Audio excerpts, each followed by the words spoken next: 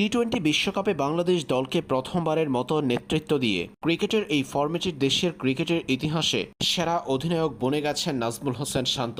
Bangladesh cricket দলটাকে ক্রিকেটের এই ফরম্যাটে যে কজন নেতৃত্ব দিয়েছেন তাদের মধ্যে কমপক্ষে 10টা ম্যাচে বাংলাদেশ দলকে নেতৃত্ব দেওয়া অধিনায়কদের মধ্যে সাকিব আল হাসান ও শাফি বিন মুর্তজাকে ছাড়িয়ে গেছেন নাজমুল হোসেন শান্ত। এবারে টি-20 বিশ্বকাপে ব্যাটিং পারফরম্যান্স মোটেও ভালো নেই বাংলাদেশ অধিনায়কের।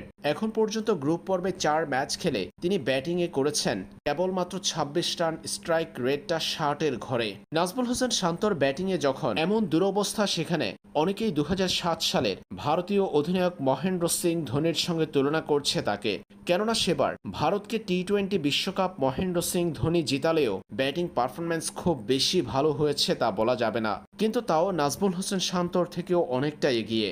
যেখানে মহেন্দ্র সিং ধোনির গড় ছিল 30, রান করেছেন 7 ম্যাচে 154। ভারতীয় অন্যান্য ব্যাটার ও বর্তমান টি-20-র বিবেচনায় সেবার মহেন্দ্র সিং ধোনির ব্যাটিংটা ছিল বাজে, তবে অধিনায়কত্ব দিয়েই ভারতকে বিশ্ব চ্যাম্পিয়ন করেছিলেন তিনি।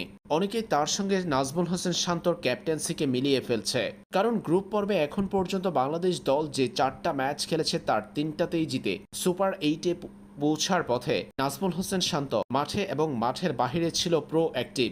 ক্রিকেটারদের সঙ্গে কথা বলা, তাদের অবস্থা বোঝা, মাঠে গুরুত্বপূর্ণ সময়ে বোলারদের চাহিদা অনুযায়ী ফিল্ডিং সাজানোর পাশাপাশি বোলিং পরিবর্তনে বেশ দক্ষতার পরিচয় দিয়ে বাংলাদেশকে জয় এনে দিয়েছেন নাজমুল শান্ত।